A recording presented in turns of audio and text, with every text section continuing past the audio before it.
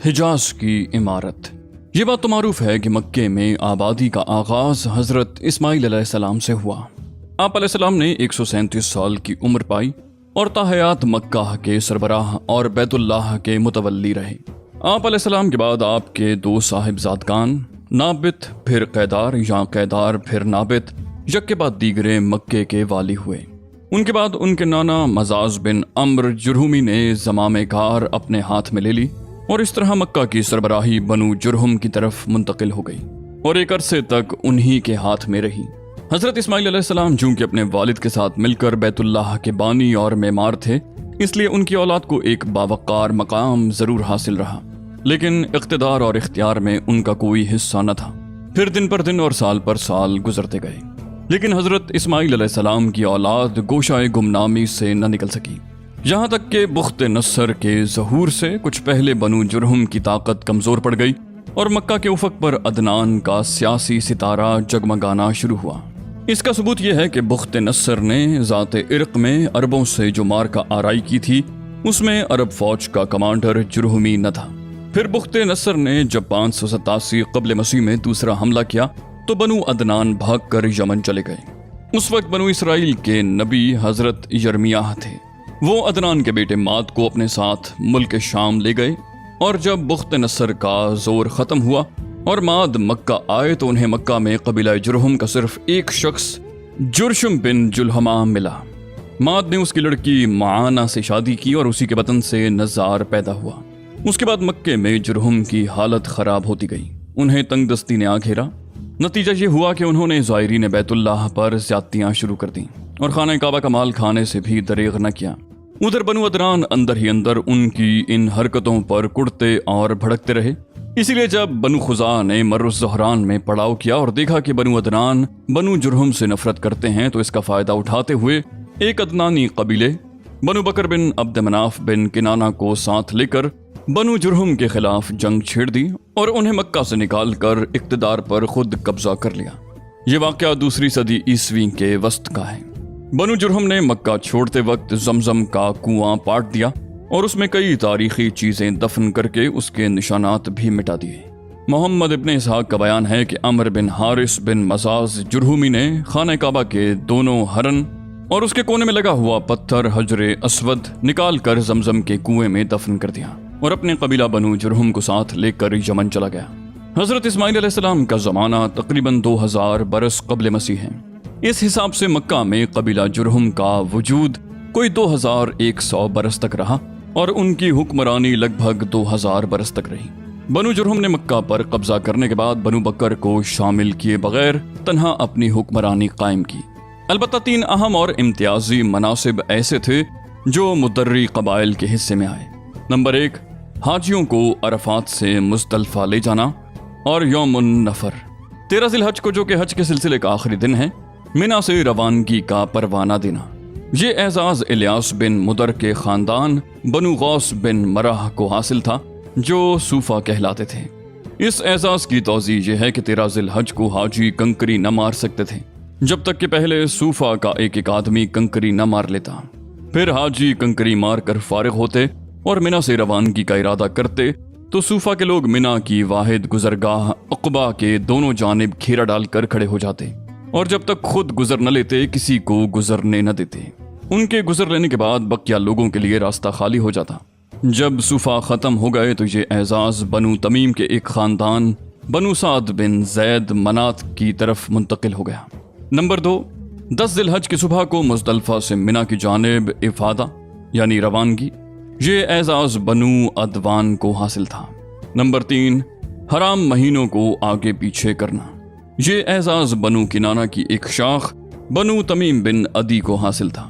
مکہ پر بنو خزاع کا اقتدار کوئی 300 برس تک قائم رہا اور یہی زمانہ تھا جب عدنانی قبائل مکہ اور حجاز سے نکل کر نجد، اطراف عراق اور بحرین وغیرہ میں پھیلے اور مکہ کی اطراف میں صرف قریش کی چند شاخیں باقی رہیں جو خانہ بدوش تھیں۔ ان کی الگ الگ ٹولیاں تھیں اور بنو کنانہ میں ان کے چند متفرق گھرانے تھے، مگر مکہ کی حکومت اور بیت اللہ کی تولیت میں ان کا کوئی حصہ نہ تھا، یہاں تک کہ قصی بن کلاب کا ظہور ہوا۔ قصی کے متعلق بتایا جاتا ہے کہ وہ ابھی گود ہی میں تھا کہ اس کے والد کا انتقال ہو گیا۔ اس کے بعد اس کی والدہ نے بنو عزرہ کے ایک شخص ربیہ بن حرام سے شادی کر لی۔ یہ قبیلہ چونکہ ملک شام کے اطراف میں رہتا تھا، اسی لیے قصی کی والدہ وہیں چلی گئیں اور وہ قصی کو بھی اپنے ساتھ لیتی گئیں۔ جب قصی جوان ہوا تو مکہ واپس آیا۔ اس وقت مکہ کا والی حلیل بن جشیہ خزائی تھا۔ قصی نے اس کے پاس اس کی بیٹی حبی سے نکاح کے لیے پیغام بھیجا۔ حلیل نے منظور کر لیا اور شادی کر دی۔ اس کے بعد جب حلیل کا انتقال ہوا تو مکہ اور بیت اللہ کی تولیت کے لیے خزاع اور قریش کے درمیان جنگ ہوئی، اور اس کے نتیجے میں مکہ اور بیت اللہ پر قصی کا اقتدار قائم ہو گیا۔ جنگ کا سبب کیا تھا، اس بارے میں 3 بیانات ملتے ہیں۔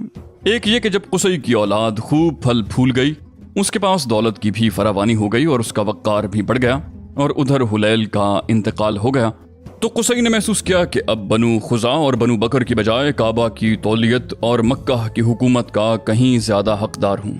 اسے یہ احساس بھی تھا کہ قریش خالص اسماعیلی عرب ہیں اور بقیہ آل اسماعیل کے سردار بھی ہیں، لہٰذا سربراہی کے مستحق وہی ہیں۔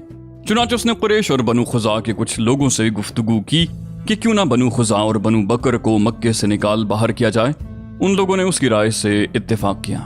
دوسرا بیان یہ ہے کہ خزاع کے بقول خود حلیل نے قصی کو وصیت کی تھی کہ وہ کعبے کی نگہداشت کرے گا اور مکہ کی باغ ڈور سنبھالے گا۔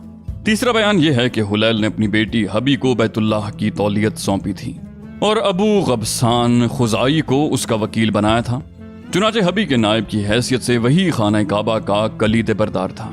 جب حلیل کا انتقال ہو گیا تو قصی نے ابو غبسان سے ایک مشک شراب کے بدلے کعبہ کی تولیت خرید لی، لیکن خزاع نے یہ خرید و فروخت منظور نہ کی اور قصی کو بیت اللہ سے روکنا چاہا۔ اس پر قصی نے بنو خزاع کو مکہ سے نکالنے کے لیے قریش اور بنو کنانہ کو جمع کیا اور وہ قصی کی آواز پر لبیک کہتے ہوئے جمع ہو گئے۔ بہرحال وجہ جو بھی ہو، واقعات کا سلسلہ اس طرح ہے کہ جب حلیل کا انتقال ہو گیا اور صوفہ نے وہی کرنا چاہا جو وہ ہمیشہ کرتے آئے تھے، تو قصی نے قریش اور کنانہ کے لوگوں کو ہمراہ لیا اور عقبہ کے نزدیک جہاں وہ جمع تھے ان سے آ کر کہا کہ تم سے زیادہ ہم اس اعزاز کے حقدار ہیں۔ اس پر صوفہ نے لڑائی چھیڑ دی، مگر قصی نے انہیں مغلوب کر کے ان کا اعزاز چھین لیا۔ یہی موقع تھا جب خزاع اور بنو بکر نے قصی سے دامن کشی اختیار کر لی۔ اس پر قصی نے انہیں بھی للکارا۔ پھر کیا تھا، فریقین میں سخت جنگ چھڑ گئی اور طرفین کے بہت سے آدمی مارے گئے۔ اس کے بعد صلح کی آوازیں بلند ہوئیں اور بنو بکر کے ایک شخص یامر بن عوف کو حکم بنایا گیا۔ یامر نے فیصلہ کیا کہ خزاع کی بجائے قصی خانہ کعبہ کی تولیت اور مکہ کے اقتدار کا زیادہ حقدار ہے۔ نیز قصی نے جتنا خون بہایا ہے سب رائے گاں قرار دے کر پاؤں تلے روند رہا ہوں۔ البتہ خزاع اور بنو بکر نے جن لوگوں کو قتل کیا ہے ان کی دیت ادا کریں اور خانہ کعبہ کو بلا روک ٹوک قصی کے حوالے کر دیں۔ اسی فیصلے کی وجہ سے یامر کا لقب شداخ پڑ گیا۔ شداخ کے معنی ہیں پاؤں تلے روندنے والا۔ اس فیصلے کے نتیجے میں قصی اور قریش کو مکہ پر مکمل نفوذ اور سیادت حاصل ہو گئی اور قصی بیت اللہ کا دینی سربراہ بن گیا، جس کی زیارت کے لیے عرب کے گوشے گوشے سے آنے والوں کا تانتا بندھا رہتا تھا۔ مکہ پر قصی کے تسلط کا یہ واقعہ 5ویں صدی عیسوی کے وسط یعنی 440 عیسوی کا ہے۔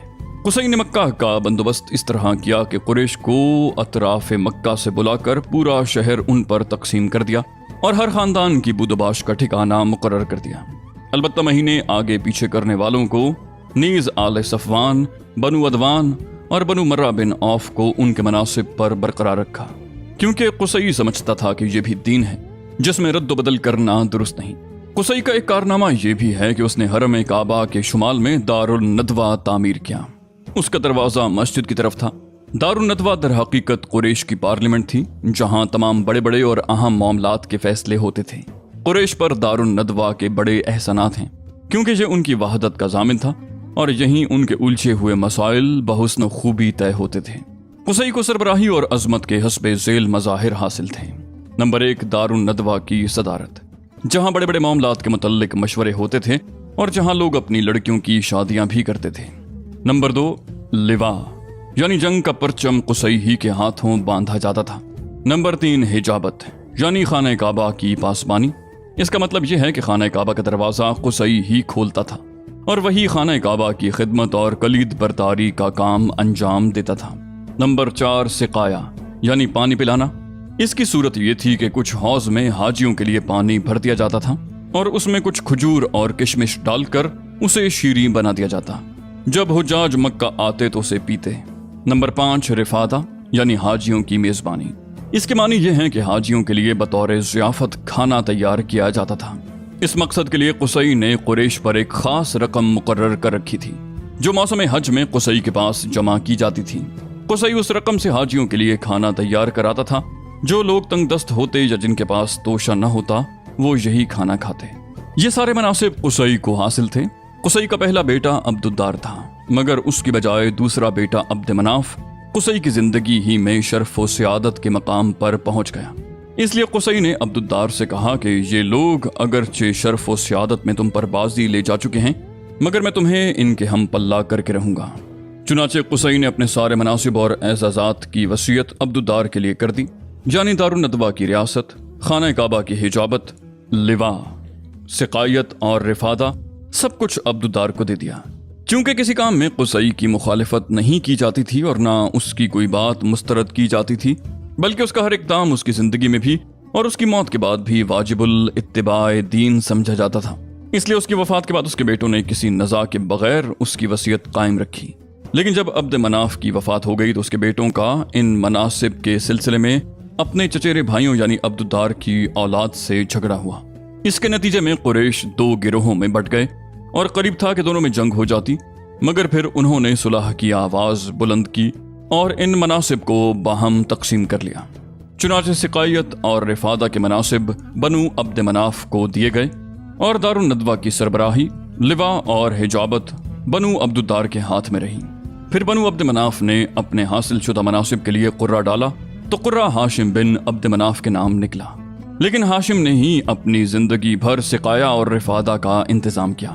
अलबत्ता जब हाशिम का इंतकाल हुआ तो उनके भाई मुत्तलिब ने उनकी जानशीनी की, मगर मुत्तलिब के बाद उनके भतीजे अब्दुल मुत्तलिब बिन हाशिम ने, जो रसूलुल्लाह सल्लल्लाहु अलैहि वसल्लम के दादा थे, उन्होंने ये मनसब संभाल लिया और उनके बाद उनकी औलाद उनकी जानशीन हुई।